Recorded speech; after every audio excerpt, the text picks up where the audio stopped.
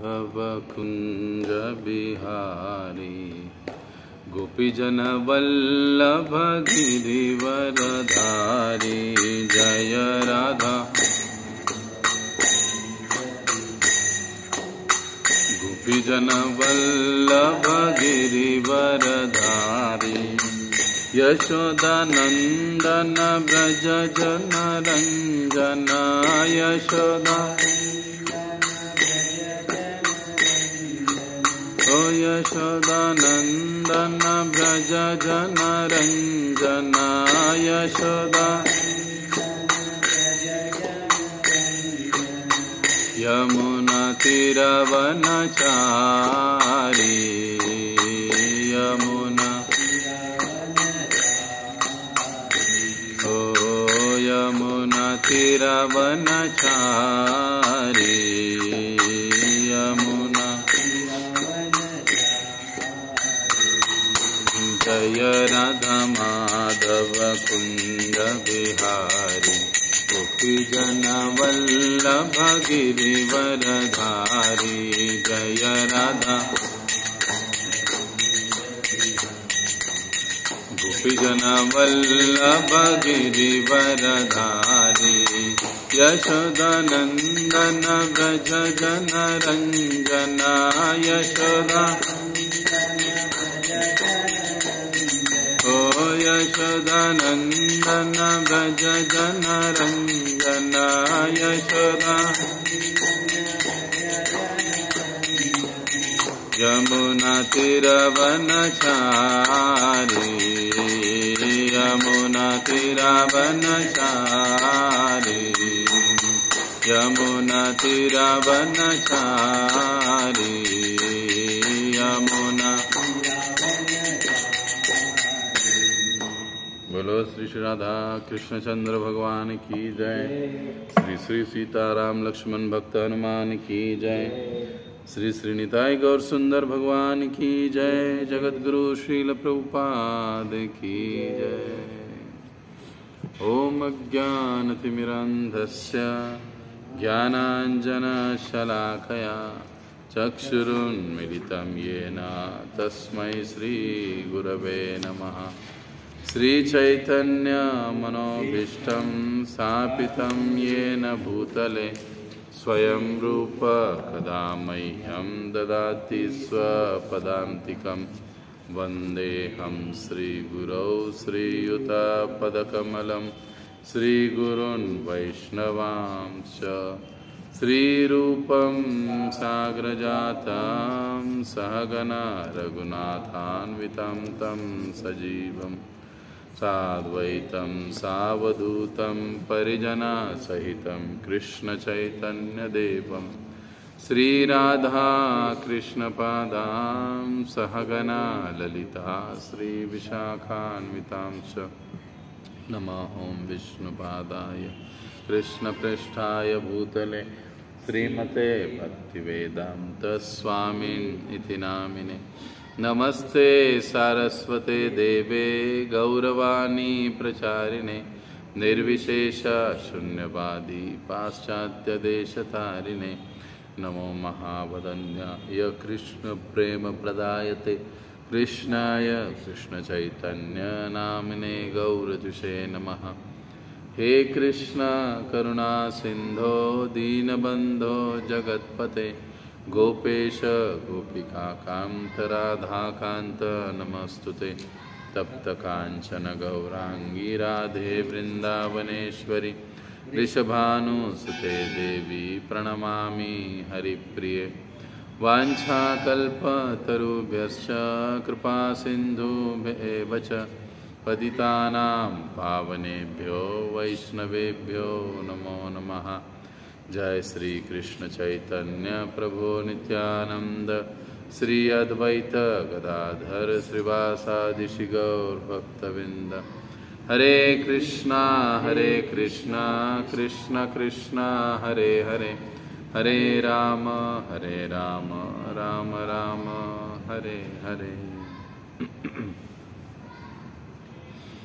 तो आज हम जो वैष्णव प्रणाम होता है, जो हम सभी वैष्णव को प्रणाम करते हैं, दुनिया में जगत में जितने सारे वैष्णव हैं उन सभी वैष्णव को हम लोग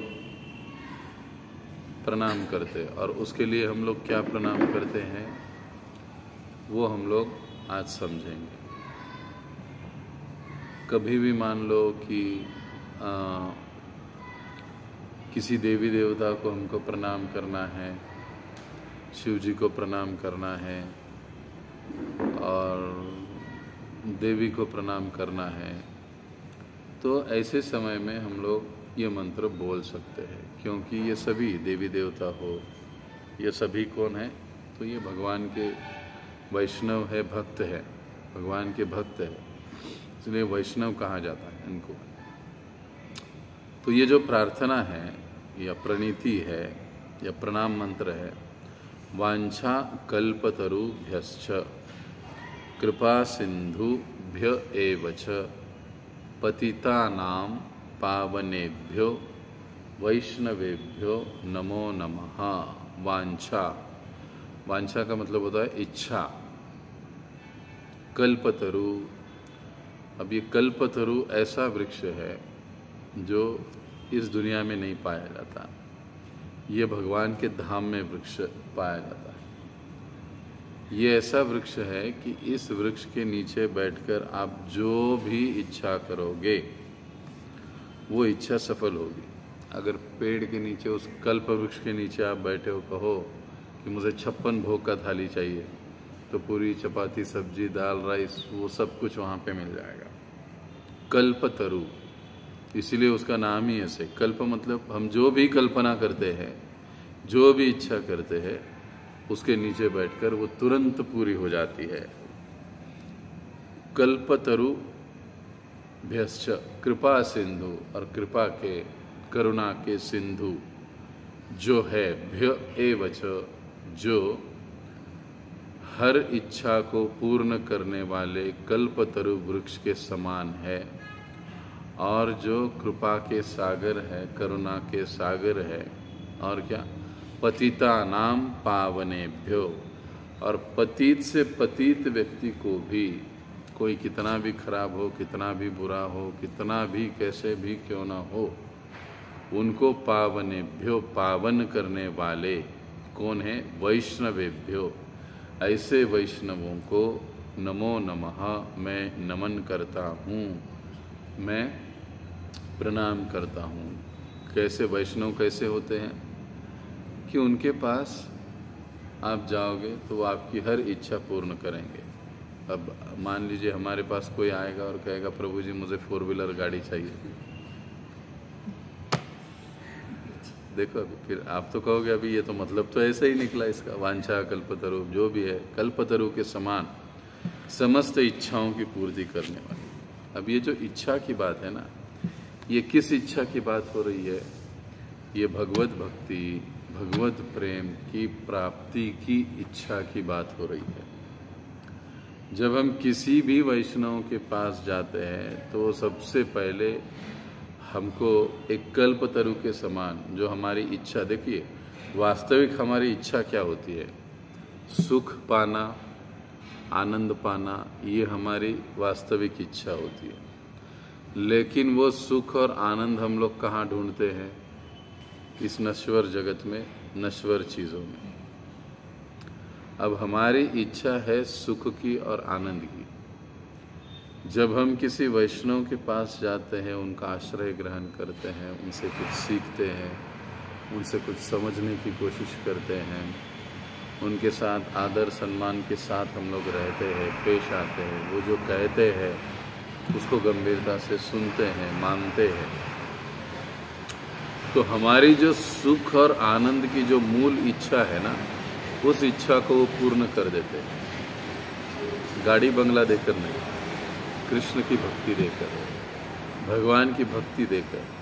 क्योंकि बाकी इस भौतिक चीज़ों की कितनी भी प्राप्ति अगर हम लोग कर लेंगे, तभी हम लोग कभी भी सुखी नहीं हो पाएंगे, कभी भी आनंदी नहीं हो पाएंगे, आनंद में नहीं हो पाएंगे। देखो अमेरिका में सब कुछ है, वहाँ के लोगों के पास गाड़ी है, बंगला है, सारा ऐश्वर्य है वहाँ।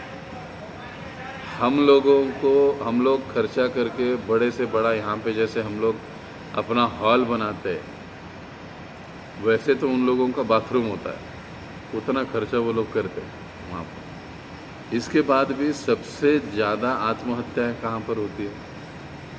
अमेरिका में होती है। वर्ल्ड हेल्थ ऑर्गेनाइजेशन का ये रिपोर्ट है कि हर 5 व्यक्ति में से 4 व्यक्ति अमेरिका में आत्महत्या की कोशिश करते हैं और 3 सक्सेस हो जाते हैं, एक बाई चांस छूट जाता है। तो अगर इन नश्वर या भौतिक चीज़ों में ही सुख और आनंद है तो आत्महत्याएं नहीं होनी चाहिए। हो रही है, इसका मतलब ही ये है कि इन चीज़ों में वास्तविक सुख और आनंद नहीं है। ये चीज़ें हमको वास्तविक सुखी और आनंदी नहीं कर सकती।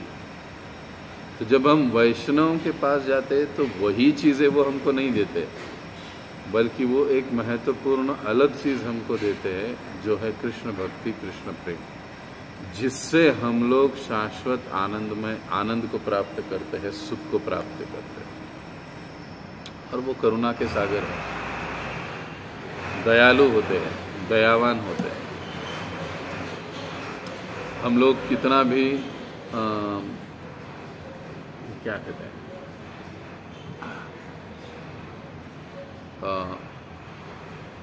हम कितने भी अयोग्य क्यों न हो, लेकिन इसके बावजूद भी वो हमें भगवान की सेवा, भगवान का नाम, भगवान की भक्ति देने की कोशिश करते रहते हैं। और कोई भी हो, अमीर हो, गरीब हो, तथाकथित जो दुनिया में कहते हैं ऊंचे जाति का हो, कम जाति का हो, सभी को वो भगवान की भक्ति में लगाकर उनको पावन कर देते हैं। पतितों को भी पावन करने वाले ऐसे वैष्णवों को मैं नमन करता हूँ, प्रणाम करता हूँ।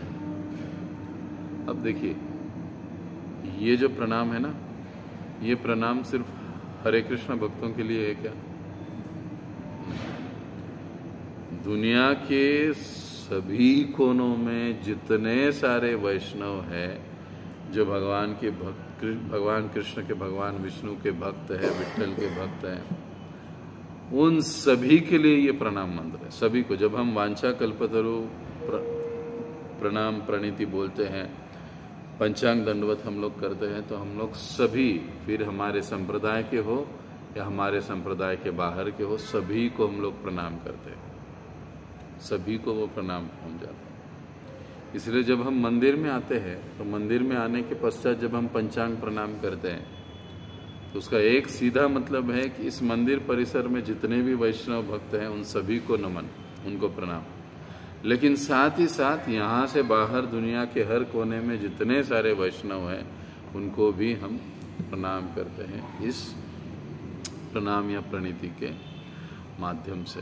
तो हमको दिन में से एक बार क्यों न हो इस प्रणीति को, इस प्रणाम मंत्र को बोलना चाहिए और प्रणाम करना चाहिए। जब हम नींद से उठते हैं तो उठते ही हमको सबसे पहले पंचांग दंडवत, भले आप बिस्तर पे ही क्यों न कर लो, हमको करना चाहिए।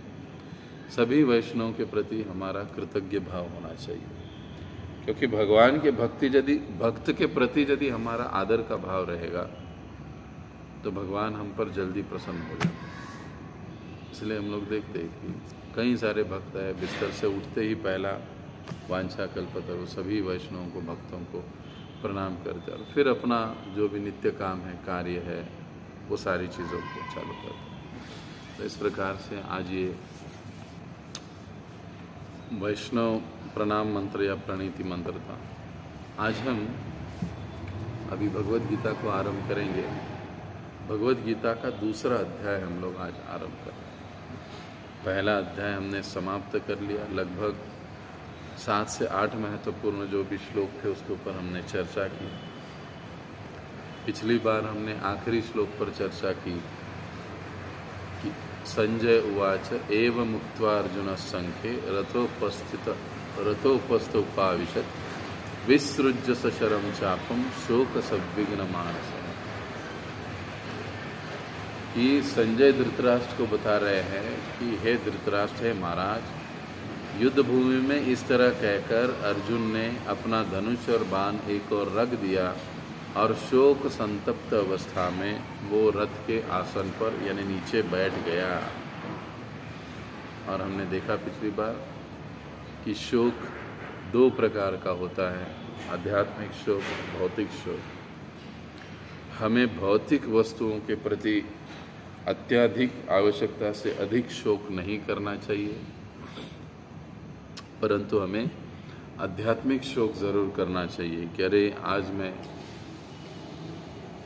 गीता के क्लास को नहीं जा पाया, अरे आज मेरा जप जल्दी नहीं हो पाया, तो इसके लिए हमको शोक व्यक्त करना चाहिए। ये आध्यात्मिक शोक, आत्मा के लिए शोक, जो हमको मुक्त कराता है, जो हमको भगवान की भक्ति दिलवाता है। तो अभी यहाँ पर पहला अध्याय हमारा समाप्त हुआ कि अर्जुन ने क्या किया, अपने गांडीव को बाजू में रख दिया और वो एकदम शोकमग्न अवस्था में नीचे बैठ गए। अब नीचे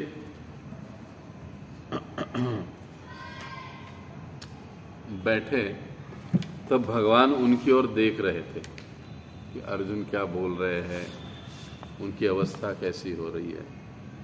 तो हम इस श्लोक को पढ़ेंगे, उच्चारण सीखेंगे इसका और फिर आगे जाएंगे। सभी पीछे पीछे दोहराइए। संजय उवाच तम तथा कृपयाविष्टम्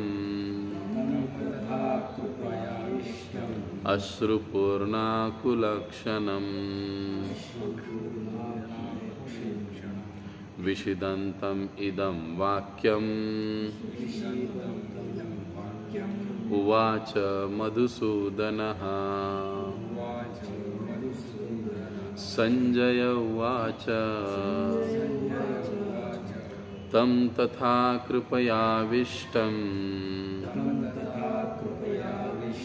अश्रुपूर्णाकुलेक्षणम् विषिदन्तम् इदं वाक्यम् उवाच मधुसूदनः।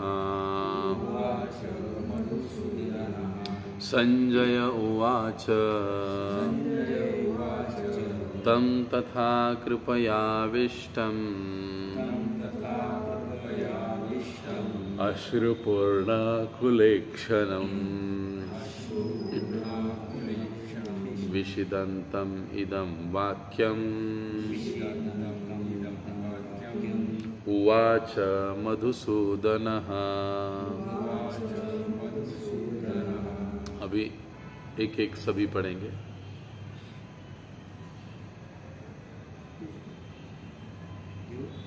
हो। संजय उवाच संजय उवाच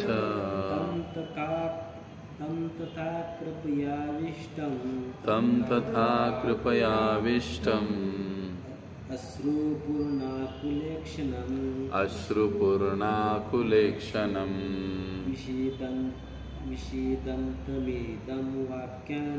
विषिदन्तमिदं वाक्यम्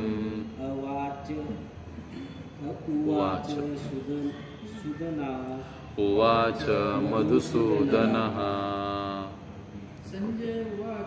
संजय उवाच तं तथा कृपयाविष्टम् अश्रुपूर्णाकुलेक्षणम्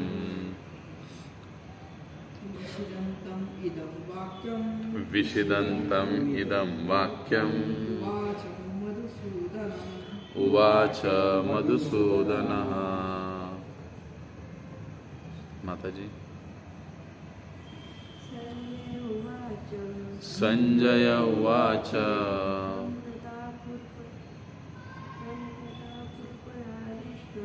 तं तथा कृपयाविष्टम् अश्रुपूर्णाकुलेक्षणम् विषिदन्तमिदं वाक्यम् उवाच उवाच मधुसूदनः संजय उवाच संजय उवाच तथा कृपयाविष्टं तं तथा कृपयाविष्टम् अश्रुपूर्णाकुलेक्षणम् विषिदन्तम् इदं वाक्यम्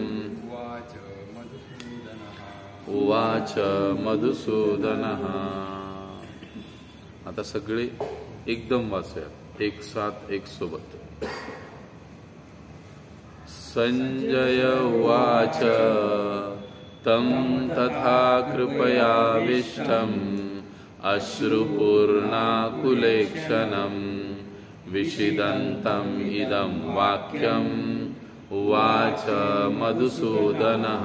पुनः संजय उवाच तं तथा कृपयाविष्टम् अश्रुपूर्णाकुलेक्षणम् विषिदन्तम् इदं वाक्यम् उवाच मधुसूदनः. संजय उवाच तं तथा कृपयाविष्टम् अश्रुपूर्णाकुलेक्षणम् विषिदन्तम् इदं वाक्यम् उवाच मधुसूदनः. संजय ने कहा, कोण वाचेल अनुवाद आणि तात्पर्य?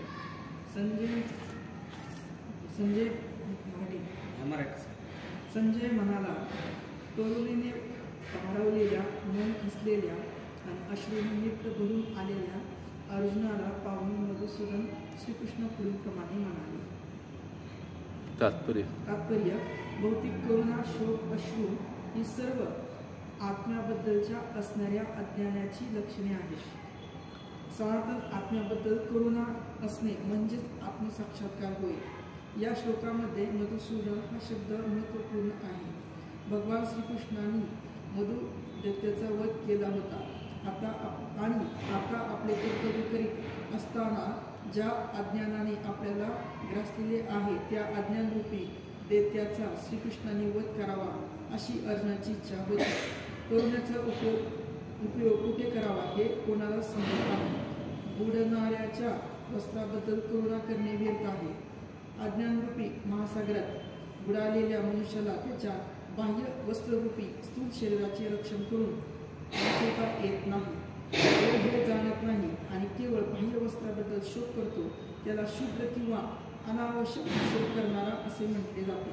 अर्जुन हा क्षत्रिय होता आणि अशा प्रकारच्या वर्तणुकीच्या त्याच्याकडून अपेक्षा नव्हती. परंतु भगवान श्रीकृष्ण अज्ञानी माणसाचा शोक नष्ट करू शकतात आणि याच उद्देशाने त्यांनी भगवद्गीता सांगितली. सर्वोच्च अधिकारी भगवान श्रीकृष्ण यांनी सांगितल्याप्रमाणे हा अध्याय आपल्याला भौतिक शरीर आणि आत्मा यांची पृथक्करणात्मक विवेचनाद्वारे आत्मसाक्षात्कारासाठी मार्गदर्शन करतो. जेव्हा एखादा मनुष्य सकाम कर्माप्रती अनासक्त होऊन कार्य करतो आणि आत्म्याच्या संकलनेत दृढपणे स्थित होतो त्यालाच या प्रकारच्या साक्षात्कार प्राप्तीची शक्यता है। ये जो दूसरा अध्याय है गीता का, इसका नाम ही दिया गया है गीता का सार। ये अध्याय हमको आत्मा और शरीर में क्या अंतर है इस बात को अच्छे से समझाता है। आत्मा का अस्तित्व कैसे होता है, आत्मा कहाँ से आया है, आत्मा किसका अंश है, आदि सारी चीज़ें हमको इस अध्याय से पता चलती है। और आत्मा महत्वपूर्ण है कि शरीर महत्वपूर्ण है, इन चीज़ों को भी हम इस अध्याय के माध्यम से अच्छे से समझ जाते हैं। भगवान अर्जुन को समझाते समझाते हमको भी समझा रहे। प्रभुपाद जी तात्पर्य में कहते कि डूबते हुए व्यक्ति के कपड़े के बारे में शोक करना मूर्खता है। अरे वो डूब गया, लेकिन उसके शरीर पे उसने कितना महंगा कोट पहना था, अरे वो आदमी मर गया, उसके लिए शोक करना चाहिए। ठीक उसी प्रकार से अर्जुन जो शोक कर रहा है, किसके लिए शोक कर रहा है? उसके सगे संबंधी शरीर के लिए शोक कर रहा है, लेकिन वो आत्मा तो मरने वाला नहीं है। शरीर बदलेगा, यहाँ पे उनका वध होगा, मृत्यु होगा, उसके बाद उनको दूसरा शरीर प्राप्त होगा, अच्छा नया शरीर प्राप्त होगा। इस दृष्टि से भगवान उसको समझा रहे हैं कि तुम शोक व्यक्त कर रहे हो, लेकिन वस्त्रों के लिए। ये जैसे हम कहते हैं कि ये वस्त्र जो है वो इस शरीर के लिए, तो अब ये शरीर किसका वस्त्र है? आत्मा का वस्त्र है। अगर हम आत्मा की चिंता नहीं कर रहे, हम उसके कल्याण की चिंता नहीं कर रहे, हम इसको कितना भी संभाल के रखें, कुछ फायदा नहीं होने वाला, क्योंकि ये एक न एक दिन नष्ट होने वाला, ये एक न एक दिन फटने वाला है, तो मुझे दूसरा लेना ही पड़ेगा। तो क्यों न जो शाश्वत आत्मा है उसके कल्याण के लिए मैं कार्य करूं, उसके कल्याण के लिए मैं सोचूं। ये सिद्धांत हमको दूसरा अध्याय गीता का समझाता है। अब यहां पर देखिए संजय धृतराष्ट्र को बता रहे, और वो क्या बता रहे? अभी इस श्लोक का विषय ही है करुणा। करुणा किसके ऊपर करनी चाहिए, किसके लिए करनी चाहिए, किस चीज पर करनी चाहिए? जैसे पिछली बार हमने उदाहरण देखा, करुणा, दया, प्रेम, अज्ञान से उत्पन्न जो शोक है, ऐसी अवस्था में हम लोग शरीर के प्रति, नश्वर शरीर के प्रति, नश्वर वस्तु के प्रति, व्यक्ति के प्रति, चीजों के प्रति हम करुणा व्यक्त करते हैं, दुख व्यक्त करते हैं। लेकिन जब गीता का ज्ञान होता है तो हम लोग शाश्वत वस्तु आत्मा के प्रति, भगवान के प्रति, भगवान की सेवा भक्ति के प्रति हम लोग दुख व्यक्त करते हैं, शोक व्यक्त करते हैं कि मुझसे वो मौका छूट गया, मैं आज सेवा नहीं कर पाया, मैं आज जप नहीं कर पाया, मैं आज कक्षा नहीं सुन पाया। इसके लिए शोक करना, ये आत्मा के कल्याण की बात है। अब ये जो पहला श्लोक है, यह हमको इसी प्रकार की करुणा सिखाता है, ये वास्तविक करुणा। इसलिए हम प्रणीति, वैष्णव प्रणीति पढ़ रहे थे। वैष्णवों को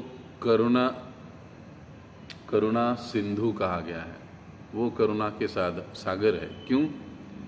क्योंकि अनंत जन्मों से भटक रहे व्यक्ति को, जीव को, जो दुख में, दर्द में, तकलीफ में इस जगत में भटक रहा है, उस पर वो करुणा किस चीज की करते हैं? भगवान की भक्ति की करुणा कर देते हैं। उसको वो सेवा दे देते हैं, उसको भगवान का नाम दे देते हैं, उसको भगवान का प्रसाद खिलाते हैं, ताकि एन केन प्रकारे वो इस दुखमय जगत से छूट जाए। ये वास्तविक करुणा है। अब देखिए, प्रभुपाद जी एक जगह पर एक उदाहरण देते हैं।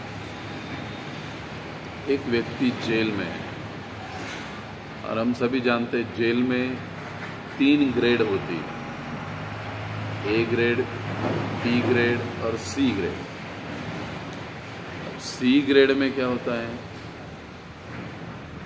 जमीन पर सो, अपना काम खुद करो, किसी प्रकार की कोई सुविधा नहीं, वहाँ मच्छर काटता है, वही खाओ, वही सो, वही सब कुछ होता है, गंदगी होती, कोई सुविधा नहीं होती। ऐसी स्थिति में वो सी ग्रेड होता है।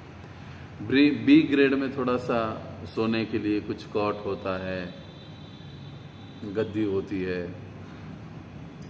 हाथ पैर में बेड़ी नहीं होती है।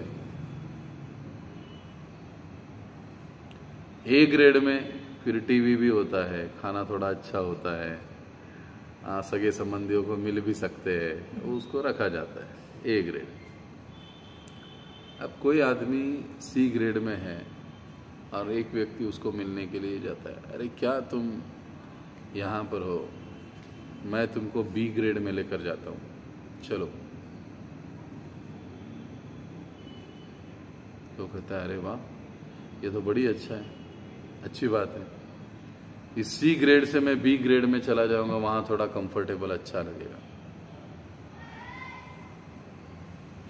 अच्छी बात है, मैं आऊंगा। अभी कुछ देर बाद दूसरा आदमी आता है, वो कहता है अरे क्या तुम यहाँ पे जेल में पड़े हो सी ग्रेड की अवस्था में, मेरी बात सुनो, मैं तुमको जेल से बाहर निकाल दूंगा। अभी उसको सुनना किसका चाहिए, किसका सुनना चाहिए? उसा जो बाहर निकले उसका जो जेल से बाहर निकाल रहा है। लेकिन वो आदमी क्या कहता है, नहीं नहीं, मैं बी ग्रेड में जाना पसंद करूंगा, फिर आहिस्ता आहिस्ता ए ग्रेड में भी जाऊंगा। भाई हम सी ग्रेड में हो, बी ग्रेड में हो या ए ग्रेड में क्यों न चले जाए, आखिर है तो हम लोग इस दुखमय जगत में ही।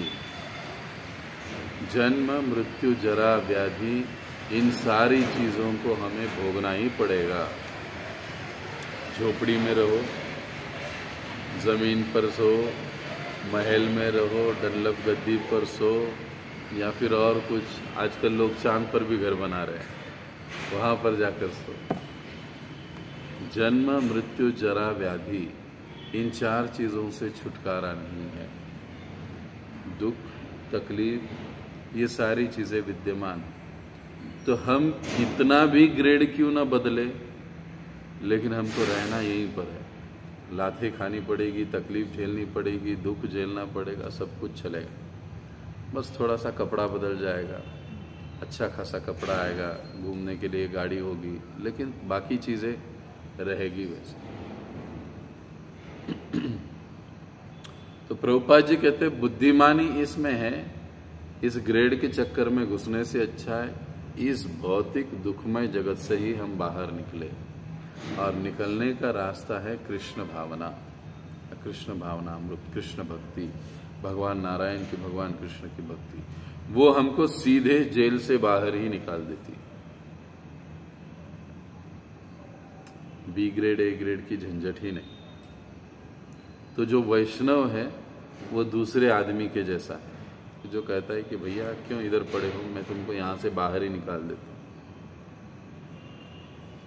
और इसके लिए वो फिर हमको गीता देता है, गीता पढ़ाता है, उसके लिए फिर वो हमको भगवान की सेवा में लगाता है, भगवान के नाम जप में लगाता है, भगवान की सेवा में लगाता है, भगवान की भक्ति में लगाता है।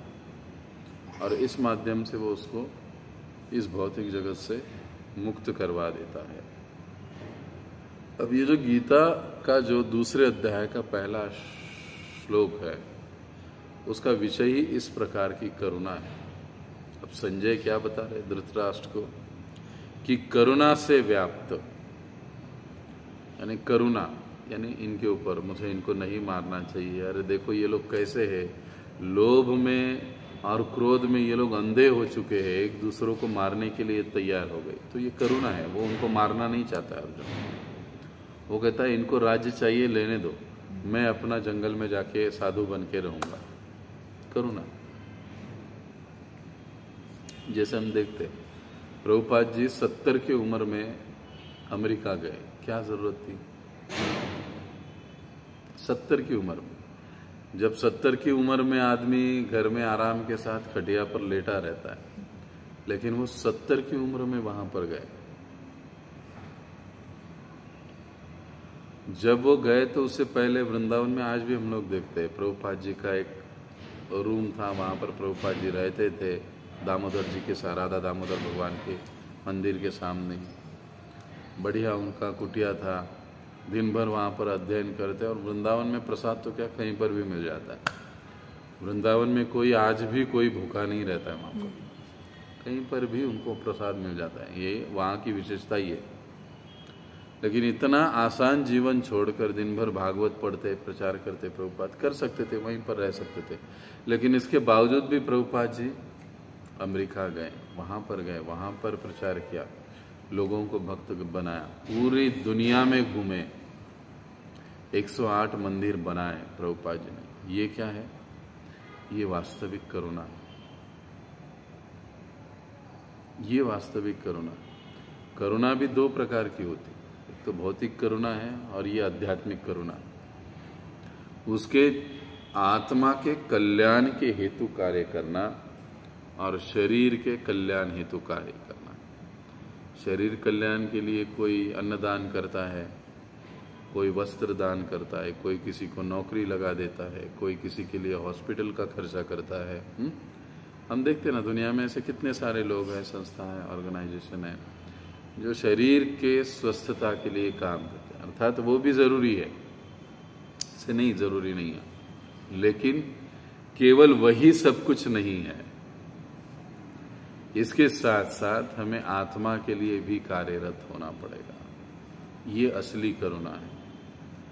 तो संजय बता रहे हैं कि करुणा से व्याप्त ऐसे अर्जुन को, और वो कैसे, शोक से पूरी तरह से व्याप्त है, बड़ा दुखी है, शोक है, निराशा युक्त है, आंखों में आंसू भरे हुए है, छलक नहीं रहे लेकिन अश्रुपूरित नेत्र, आंखों में आंखें पूरी भर आई है। अर्जुन को देखकर अब भगवान कुछ कहने वाले हैं, कुछ बोलने वाले हैं। मधुसूदन कृष्ण ने ये शब्द कहे। अब देखिए, संजय ने यहां पर भगवान को मधुसूदन शब्द से पुकारा है। मधुसूदन ने ये वाक्य कहे या कहने वाले हैं। अभी दूसरे श्लोक से चालू होगा। तो मधुसूदन कहने के पीछे भी उनका उद्देश्य, जैसे प्रभुपाद जी कहते हैं कि यहां पर मधुसूदन शब्द बड़ा महत्वपूर्ण है। ये शब्द कहे, देखा उन्होंने, लेकिन भगवान चुप रहे, तुरंत नहीं कहा, कुछ समय बीत गया। जब आदमी बहुत शोक में होता है, निराशा में होता है, तब वो सुनने की स्थिति में नहीं होता है। ऐसी स्थिति में अगर आप उसको गीता का उपदेश सुनाओगे तो वो कहेगा,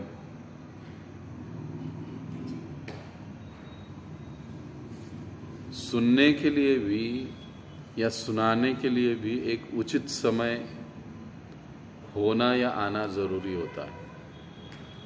उस व्यक्ति की मनस्थिति भी उचित होनी जरूरी होती है, तभी वो उपदेश भी उस पर काम करता है या उसको वो स्वीकार सकता है। अर्जुन की इस अवस्था को देखकर भगवान ने कुछ शब्द कहे, लेकिन कुछ समय तक दोनों शांत रहे। अर्जुन भी धनुष्यबाण रखकर चुप रह गया, बैठ गया, और भगवान भी उसकी ओर देखकर देखते रहे, शांत रहे, कुछ बोले नहीं। अब क्योंकि अर्जुन सुनने की स्थिति में अब नहीं है, लेकिन जैसे जैसे अर्जुन धीरे धीरे सुनने की स्थिति में आता है, तब फिर भगवान उनको पुनः उन्हें उपदेश देना चालू करते अर्जुन को। अभी पहले अध्याय के 46 श्लोक अर्जुन बोले हैं, कई सारी चीजें अर्जुन बोले हैं, लेकिन अब सब कुछ छोड़कर धनुष्यबाण रखकर वो चुपचाप बैठ गए, अब कुछ बोलेंगे नहीं। अब ये पहला श्लोक फिर से संजय ने बोला है, दूसरे अध्याय। भगवान अभी और 11 श्लोक तक नहीं बोलेंगे कुछ, अर्जुन की और कुछ बातें चलेगी। अब जैसे जैसे अर्जुन सुनने की मनस्थिति में आएगा, फिर भगवान उसको सुनाएंगे आगे के श्लोक की। तो इस श्लोक के या तात्पर्य में प्रभुपाद जी हमको यही समझाते हैं कि अनंत काल से, जन्मों से हम लोग केवल शरीर के लिए जी रहे थे। अभी जब हम गीता प्राप्त किए हैं, गीता को समझने की कोशिश हम कर रहे हैं, तो अभी हमको आत्मा के लिए कार्य करना चाहिए, आत्मा के कल्याण के लिए इस शरीर को लगाना चाहिए। इस पहले श्लोक से हम इस चीज को सीखते हैं। और प्रभुपाद जी जैसे समझाते हैं कि मधुसूदन शब्द बड़ा महत्वपूर्ण है। तो मधुसूदन का मतलब क्या है? पहला तो मतलब है सीधा, प्रभुपाद जी ने बता दिया कि मधु नाम के दैत्य का जिन्होंने वध किया वो मधुसूदन, मधु यानी मधु राक्षस, सूदन मतलब मारने वाले, मधु दैत्य को मारने वाले। तो एक प्रकार से संजय कह रहे कि जिस प्रकार से मधु दैत्य का वध किया उसी प्रकार से अर्जुन के मन में, हृदय में जो ये अज्ञान रूपी असुर बैठा है, ये शोक रूपी असुर बैठा है, उसका भी कृष्ण वध कर देंगे। हे धृतराष्ट्र, तुम चिंता मत करो, क्योंकि धृतराष्ट्र को थोड़ा आनंद हो गया ना कि चलो अभी ये बैठ गया, यानी युद्ध नहीं होगा तो मेरे बच्चे आसानी से जीत जाएंगे। लेकिन यहीं पर उसको वो आगाह कर रहे कि जिस प्रकार से मधु इतना बलशाली राक्षस था, इसके बावजूद भी भगवान ने उसका वध कर दिया। तो संजय एक प्रकार से समझा रहे हैं कि अर्जुन के हृदय में जो ये असुर, शोक और अज्ञान रूपी असुर है, इसको भी वो भगवान नष्ट कर देंगे, उसका वध कर देंगे। अभी मधुसूदन का दूसरा मतलब होता है मधुर व्यवहार करने वाले। भगवान हर समय, हर स्थिति में, हर परिस्थिति में, हर व्यक्ति के साथ हमेशा मधुर ही व्यवहार करते हैं। अब आप कहोगे ऐसे कैसे? वृंदावन में कितने असुर को मारा, कंस को मारा, शिशुपाल को मारा, तो मधुर व्यवहार कैसे हो गया? मारना मधुर व्यवहार थोड़ी ना है, वध करना मधुर व्यवहार थोड़ी ना है। लेकिन कई आचार्य लोग हमको समझाते हैं कि भगवान हर स्थिति में मधुर व्यवहार करते हैं। मधुर व्यवहार का मतलब क्या है? कल्याण, हाँ राइट। लेकिन वो हम कैसे सोचते हैं? कोई मुझे सलाम करता है, कोई मुझे अच्छा खिलाता है, कोई मुझे सम्मान देता है, कोई मुझे कोई अच्छी चीज़ देता है, गिफ्ट देता है, तो इसका मतलब वो मेरे साथ मधुर व्यवहार कर रहा है। लोग प्रायः यही सोचते हैं। लेकिन मधुर व्यवहार, भगवान हर किसी से मधुर व्यवहार करते हैं, इसका मतलब क्या है? हम लोग हर किसी से मधुर व्यवहार नहीं कर सकते। शुद्ध भक्त या वैष्णव छोड़कर सभी से मधुर व्यवहार नहीं कर सकते, क्योंकि भगवान किसी को मारते भी है, किसी का वध भी करते हैं, तो वो उसको उस असुर शरीर से मुक्त कर देते हैं, उस राक्षस शरीर से मुक्त कर देते हैं। तो इसी दृष्टि से या इस तरह से उनका हर व्यवहार, ये व्यवहार भी मधुर व्यवहार कहलाया जाता है। क्योंकि वो असुर राक्षस के शरीर में कितना कष्ट भोग रहा है, मांस मटन खाना पड़ता है, कितनी गंदी अवस्था में रहना पड़ता है, हर वक्त क्रोधी रहता है, हर वक्त शराब पीता है। देखो हिरण्यकशिपु को देखो, शिशुपाल को देखो, कंस को देखो, उनको इस शरीर से, असुर रूप शरीर से वो भगवान मुक्त करके उन्हें पुनः भगवत धाम भेज देते हैं। इसलिए एक मधुसूदन का दूसरा अर्थ है कि मधुर व्यवहार करने वाले। और मधुसूदन, मधु का मतलब है असुर का नाम है, तो मधु का और एक नाम है। मधु का दूसरा मतलब क्या होता है? हनी, मध, मराठीत आपण म्हणतो मधु यानी मध। तो जो मधुर व्यवहार, मधुसूदन, मधुर यानी मीठा व्यवहार करने वाले। अब ये मधुर यानी मधु जैसी मधुर मुस्कान से, सूदन का एक मतलब होता है मुस्कान, सूदन का दूसरा अर्थ होता है व्यवहार, मधुर व्यवहार, मधुर मुस्कान। मधुसूदन मारने वाले, मधु असुर को मारने वाले। अभी देखिए, मधुसूदन मधु की तरह मुस्कान, मधुर मुस्कान करने वाले। भगवान जब भी किसी की ओर देखकर मधुर मुस्कान करते हैं तो उसका शोक, उसका भय, उसका दुख दूर हो जाता है। ध्रुव महाराज को देखिए, नारद मुनि को देखिए, उनके जीवन के उदाहरण में हम लोग, उनकी लीला में हम लोग ये देखते हैं कि भगवान बड़े ही मंद मुस्कान उनके प्रति करते हैं, मधुर मुस्कान करते हैं। तो ध्रुव महाराज अपना सारा गुस्सा, सारा क्रोध, सारा भय भूल जाते हैं और भगवान की स्तुति करने लग जाते हैं। तो ऐसे भगवान सभी के साथ मधुर व्यवहार करने वाले, मधुर मुस्कान से शोक और अज्ञान को दूर करने वाले, मधु दैत्य का वध करने वाले।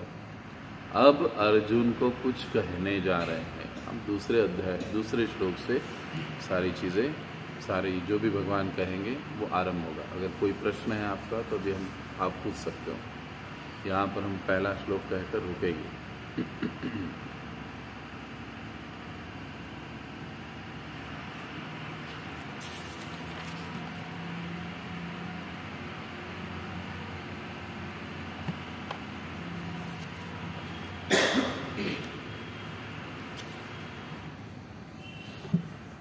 कोई प्रश्न नहीं तो अभी तुरंत भगवान दूसरे श्लोक में बोलने वाले हैं।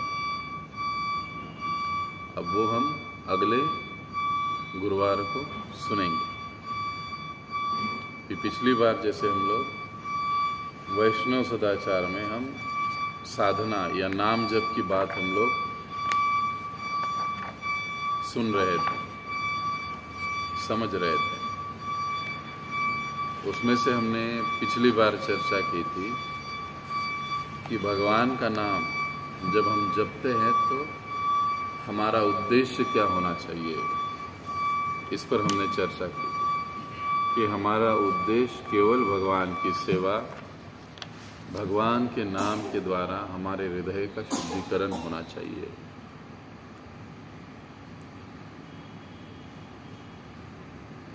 अब अगली बात है नाम जप की या नाम साधना की हम में तीव्र इच्छा होना भी जरूरी है। ऐसे नहीं कि दुनिया भर की जिम्मेदारी है, ये भी एक जिम्मेदारी है, उसको करना है। एक इच्छा होनी चाहिए कि अरे आज मैंने सुबह 2 माला 4 माला 16 माला जो भी अपना जप किया, अब कल की सुबह कब होगी जब मैं फिर से जप करने बैठूंगा। ऐसा जब हमें लगने लगे तब समझना चाहिए कि हमको भगवान के नाम में रुचि आ गई या आ रही है। लेकिन हम सिर्फ खत्म करने के पीछे पड़े रहते हैं, माला खींचने के पीछे। ऐसे नहीं होना चाहिए। तो ये जो नाम जप है, हम लोग रोज ये जो साधना करते हैं नाम जप का, ये हमारे आध्यात्मिक जीवन का नींव है। मराठीत आपण म्हणतो पाया। अगर ये ठीक नहीं रहेगा तो हम लोग ज़्यादा समय भगवान की भक्ति में नहीं टिक पाएंगे। इसीलिए अपनी नाम साधना को, नाम जप को बड़े ही अच्छे से करना जरूरी है। जितनी हमारी नाम जपने की तीव्र इच्छा होती है, भगवान उतने ही आनंदित होते हैं और प्रसन्न होते हैं कि अरे ये ऐसा भक्त है मेरा कि इसको मेरा नाम जपने में काफ़ी रुचि है, तीव्र इच्छा है, तो भगवान प्रसन्न होते हैं। इसलिए नाम जप की इच्छा हम में होनी चाहिए। अब शुरुआत में कई बार होता है इच्छा नहीं होती है, लेकिन क्योंकि हम लोग भक्तों के साथ आते हैं, कक्षा में आते हैं, गीता सुनते हैं, तो गीता के साथ में हरिनाम या नाम जप की भी बातें होती है, तो हम प्रारंभ में थोड़ा सा अनिच्छा से ही करना चालू कर देते। उतना इच्छा नहीं होती, वो प्रेम नहीं होता, लेकिन हम लोग चालू करते हैं। लेकिन आहिस्ता आहिस्ता हमको उसमें राग या प्रेम लाने की कोशिश करनी चाहिए। देखो, प्रभुपाद जी एक उदाहरण देता कि नई शादी होती है, 1-2 साल के बाद उस दाम्पत्य जोड़ी को एक बच्चा होता है।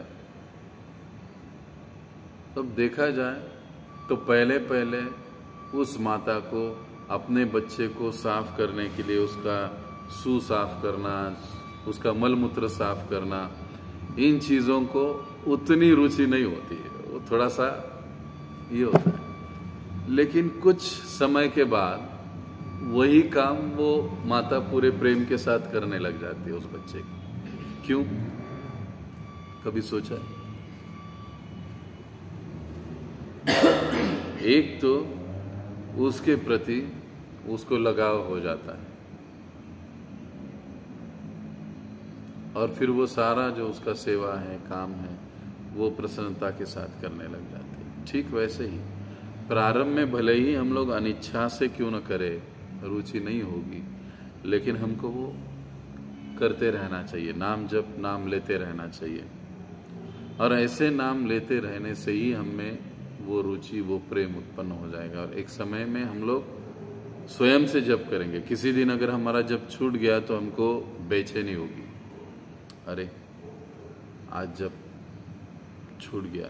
दिन भर हमको मराठी तो करमनार नहीं, चैन नहीं पड़ेगा कि नाम आज जप नहीं हुआ, आज मेरी साधना नहीं हुई। तो ये तीव्र इच्छा होना बहुत ज़रूरी है जप के लिए। तो हमको ये आहिस्ता आहिस्ता अपनी इच्छा को भी विकसित करना चाहिए नाम जप का। नाम जप का दूसरा एक बात है कि जो हम नाम जप रहे हैं, हरे कृष्ण कृष्ण कृष्ण हरे हरे, हरे राम राम राम हरे हरे। कृष्णा नहीं कृष्ण, रामा नहीं राम, हरे हरे, पूरे इन ये जो उच्चारण है वो सही से करना, एक एक शब्द को बोलना और उसको ध्यानपूर्वक सुनना। जितना ध्यानपूर्वक हम हमारे ही ध्वनि को सुनते हैं, उतना ही हम लोग, हमारा मन उस नाम पर एकाग्र होना या केंद्रित होना आरंभ हो जाता है। कई बार हम लोग कहते हैं कि अरे मन में करेंगे, लेकिन नहीं होता। मन कहीं और भाग जाता है और हम लोग सिर्फ माला लेके बैठ जाते हैं। मन सारी दुनिया घूम के आता है, लेकिन हाथ में माला वैसी ही रहती है। इसीलिए मुंह से बोलना, कम से कम हमें सुनाई दे ऐसी आवाज में हमको नाम जप करना चाहिए। और पूरी तरह से उन शब्दों पर ध्यान एकाग्र करने की कोशिश करनी चाहिए, मतलब सुनना चाहिए। हरे कृष्ण कृष्ण कृष्ण हरे हरे, हरे राम राम राम हरे हरे। अगर हम लोग ध्यानपूर्वक जप नहीं करते तो फिर वो हमारा जप हुआ ही नहीं, उसका प्रभाव, उसका परिणाम हमारे जीवन में हमें दिखाई नहीं देगा। और प्रारंभिक, जैसे आपकी ये प्रारंभिक आप लोगों की अवस्था है, अभी से आप जितने अच्छे से जप करोगे, आपको आगे चलकर वैसी आदत लगेगी। अभी आप जितना ढीला ढाला जप करोगे, सोकर, लेटकर, बगैर ध्यान दिए, ऐसे वैसे, आगे चलकर ऐसी आदत लगेगी। फिर आप कुछ समय रहेंगे, कुछ समय के बाद गायब। नाम साधना हमें भगवान के साथ जोड़े रखती है, भगवान की सेवा में जोड़े रखती है, भगवान के कीर्तन में, भक्तों के संग में हमको बनाए रखती है हमारी नाम साधना। ये नाम साधना जो है, नाम जप है, हमारी व्यक्तिगत प्रगति है हमारी। मैं नाम जप करता हूँ, ये मेरे लिए फायदेमंद है, मेरे लिए लाभकारी है, मेरे जीवन में परिवर्तन लाने के लिए। इसका आपको कुछ फायदा नहीं। उसी प्रकार से आपका नाम जप जितना अच्छा, जितना ध्यानपूर्वक, जितना प्रेम से होगा, वो आपके लिए कल्याणकारी बनेगा। इसलिए ये जो नाम जब हम करते हैं सुबह, और प्रयास करना चाहिए सुबह ही हो, अधिक से अधिक हमारी मालाएं सुबह होनी चाहिए, ध्यानपूर्वक श्रवण करके। अब तीसरी महत्वपूर्ण बात है नाम जप की, कि जो नाम हम लोग जप रहे हैं उसमें हमको पूर्ण विश्वास होना चाहिए, दृढ़ विश्वास होना चाहिए। ऐसे ही अगर हम लोग जप रहे बगैर विश्वास के तो थोड़ी गड़बड़ हो सकती है। आगे चलकर हम लोग लेंगे हरे कृष्ण महामंत्र ही क्यों, बाकी के इतने सारे मंत्र है वो क्यों नहीं, यही मंत्र क्यों विशेष है, इसको भी हम देखेंगे। उस समय इस नाम में या हरे कृष्ण महामंत्र में पूरा आपको विश्वास हो जाएगा। लेकिन जैसे कलिसंतरण उपनिषद कहता है, सहोवाच हिरण्यगर्भ हरे कृष्ण कृष्ण कृष्ण हरे हरे, हरे राम राम राम हरे हरे, इति षोडशकम नाम कली कलमशनाशनम नात परतुरोपाय सर्व वेदेषु दुष्यते। ब्रह्मा जी बता रहे हैं कि इति, ये 16 अक्षरों वाला जो नाम है, और वो प्रॉपरली बाकायदा वो मंत्र, ये मंत्र गा भी रहे, हरे कृष्ण गा भी रहे।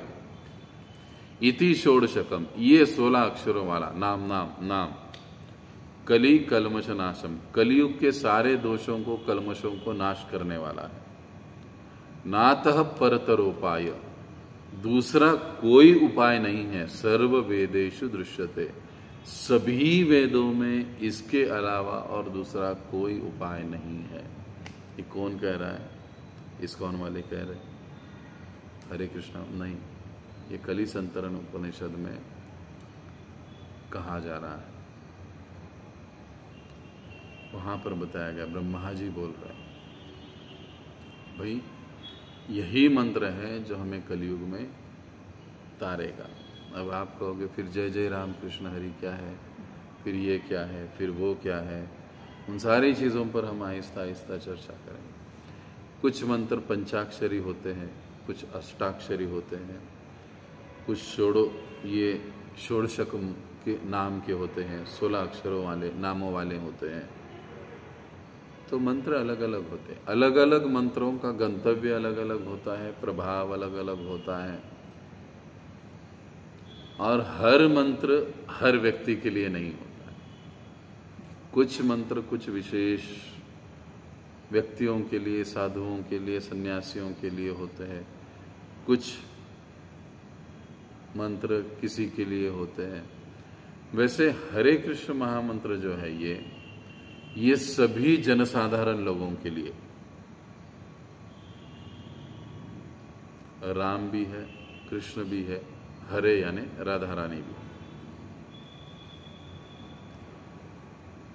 तो इसीलिए इस मंत्र को कलयुग का विशेष मंत्र बताया गया। संत तुकाराम महाराज जैसे कुछ विशेष शुद्ध भक्त हैं जिनको पंचाक्षरी मंत्र काफी है, लेकिन हमको बड़ा 16 अक्षर वाला, क्योंकि हम लोग भी बड़े प्रतापी लोग हैं ना तो हमको मंत्र भी वैसा उतनी बार बोलना पड़ेगा, करना पड़ेगा। तो एक हम लोग, मैं जनरल भाषा या लेवल में समझा रहा हूँ मैं इस बात को। जब ये विषय आएगा हरे कृष्ण ही क्यों, तब हम उस पर दृढ़ता से हम लोग बड़े ही अच्छे से विस्तार से चर्चा करेंगे। लेकिन तब तक हम जो भी नाम जप कर रहे हैं, ये हरे कृष्ण महामंत्र, हमको पूरा विश्वास रखना चाहिए। ऐसे नहीं सोचना चाहिए कि अरे इससे क्या होगा। अगर हम लोग ही जपते हुए ऐसे सोच रहे हैं कि इससे क्या होगा, तो उसका प्रभाव हमको कभी मिलेगा ही नहीं। जितने अधिक श्रद्धा और विश्वास के साथ हम उस नाम को लेंगे, जितने आदर के साथ, जितने प्रेम के साथ, जितनी नम्रता के साथ, जितनी शुद्ध भावना से हम उस नाम को लेंगे, उतना हम लोग उसका प्रभाव अपने जीवन में देख पाएंगे। अब चौथी बात है कि नाम साधना के लिए, अपनी नाम जप के लिए एक अच्छा वातावरण हमको चुनना चाहिए। टीवी चालू है और यहाँ पर हम लोग जप करते हुए बैठे, कोई वहाँ पर गप्पे लड़ा रहे, हम लोग यहाँ पर जप कर रहे हैं, या हम गॅलरी में बैठ रहे हैं मस्त कुर्सी पर और मराठीत म्हणतात हरणं बघत जप चाललेला आहे, सारी दुनिया को देखते हुए जप कर रहे हैं। नहीं, हमको जप करने के लिए एक अच्छा सात्विक वातावरण निर्माण करना चाहिए। जहाँ पर हमारा अल्टर होगा वहाँ पर हमको बैठना चाहिए। संभव हो तो जप के लिए हम लोग सुबह भक्तों के संग में जप के लिए आ सकते हैं। भक्तों के संग में बैठकर हम लोग जप कर सकते हैं। बहुत ही सुंदर और अच्छा जप होता है। शांत वातावरण होना चाहिए। किसी प्रकार का कोई व्यवधान नहीं रहना चाहिए। ऐसा स्थान हमको जप के लिए चुनना चाहिए। ऑफिस में बैठकर यहाँ वहाँ घूमकर ऐसे जप हमको नहीं करना चाहिए। एक स्थान पर अच्छे से शांत स्थान पर हमको जप करना चाहिए कि जिससे हमें जप करने का पूरा प्रतिफल। अब जप करते समय हमारे शरीर की मुद्रा कैसी होनी चाहिए, कैसे बैठना चाहिए, वो हम अगली बार समझेंगे कि जप करते समय हमको कैसे बैठना चाहिए, क्या करना चाहिए, क्या नहीं करना चाहिए, मुद्रा कैसी होनी चाहिए, उच्चारण कैसे करना चाहिए, उसको और हम लोग अगली बार समझेंगे। कोई प्रश्न है किसी का? प्रणिती मंत्र प्रश्न आहे. हाँ, उपोद्घात म्हणतो बघा, ते उपोद्घातमध्ये जसं आहे तसं म्हटलं ना तुम्ही, 1-2 श्लोक ॲड आहेत ते तुम्ही म्हणते ना. अच्छा, प्रणितीमध्ये ना. हाँ, आता इथे यहाँ पर भगवत गीता में जो प्रणितियाँ दी गई है वो प्रणितियाँ संक्षेप में है, लेकिन दूसरा जो वैष्णव गीत कृष्ण रसायन जैसे ग्रंथ है उसमें प्रणितियाँ पूरी प्रणितियाँ हैं। और हम लोग प्राय जो गाते हैं इंडिविजुअली, हम लोग पूरा प्रणिति गाते हैं। उसमें सभी आचार्यों के नाम, उनको प्रणाम आदि सारी हैं, मतलब वो विस्तार से, वो आहिस्ता आहिस्ता होगा। अब आपला स्वामी महाराजांनी तसं सांगितलं. हाँ, तसंच घेतलं आहे. पूरा हां, त्या सिक्वेन्समध्ये. हाँ, तो कैसे होता है ना कि मतलब 2 और 2 4 होता है। पहले और दूसरी के बच्चों को इतना ही पता होता है। आगे जब चलते हैं तो 3 और 1 भी 4 होता है, और आगे चलते हैं तो प्लस प्लस प्लस ही होता है, इतना ही पता होता है। लेकिन प्लस माइनस भी माइनस होता है, हो सकता है, ये बाद में पता चलता है। तो जैसे जैसे स्तर बढ़ता है वैसे वैसे नॉलेज का स्तर भी बढ़ता है। अभी हम लोग बहुत ही बेसिक समझ रहे हैं। अगर अभी ये दूसरे अध्याय का पहला जो श्लोक है ना, अगर मैं मतलब पुराने भक्तों के सामने बोलने बैठ जाऊं तो 2 घंटा भी कम पड़ेगा, क्योंकि ये विषय वैसे देखा जाए तो बड़ा गहरा है। लेकिन इस स्तर पर हमको कितना समझने की जरूरत है, तो उतना ही हम समझेंगे। और फिर आहिस्ता आहिस्ता जब बाकी की जो भी चीज़ है वो बराबर ऐड होते जाएगी, आपको पता भी नहीं चलेगा कब ऐड हो गई वो।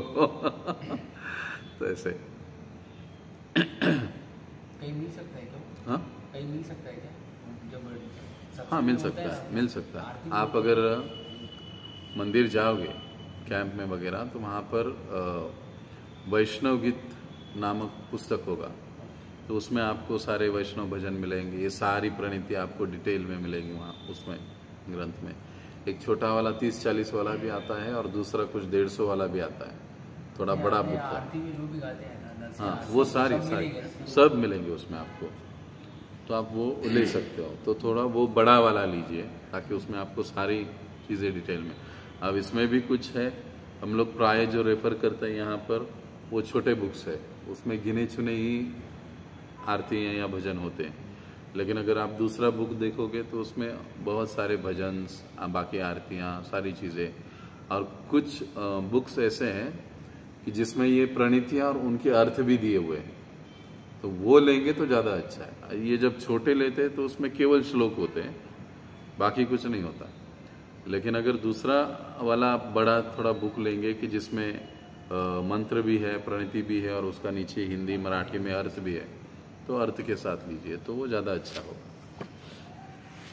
तो यहाँ पर हम रुकेंगे। जगत गुरु श्रील प्रभुपाद की जय, अनंत कोटि वैष्णव वृंद की जय।